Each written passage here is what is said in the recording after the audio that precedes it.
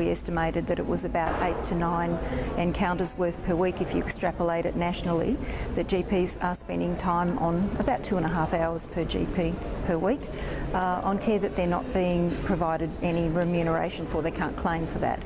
So it extrapolates to about $15,000 per GP per year, and that's probably a very conservative estimate. Now, what sort of thing, I mean, every GP in the country will know the answer to this question, but can you just explain what sort of things GPs are doing outside that face-to-face consultation? Well, a lot of it is administrative stuff, you know, filling out forms and aged care assessments and things like that.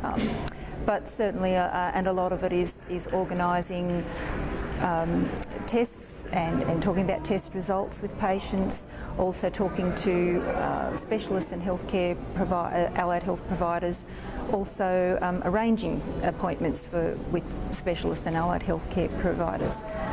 But also a lot of it is quite heavy, complex stuff, and they're doing a lot of social support for their patients and managing a lot of psychological problems with patients. So things like managing actual depression and schizophrenia and dementia-related things, but also even suicide attempts. A lot of the work, it isn't just that it's extra work, some of it is actually quite stressful and quite demanding emotionally, probably, as well as time-consuming. Do you think that this is going to spark a debate around Medicare and the funding model?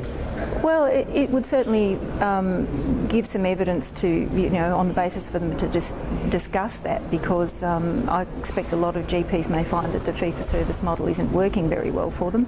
But certainly it's something for the profession to debate, and at least we've made an attempt to quantify it with some reliable, valid data. So.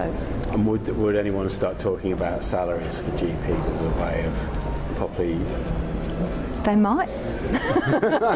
I actually can't, I'm not qualified to answer that, but certainly it's something that I'm sure the profession will want to discuss.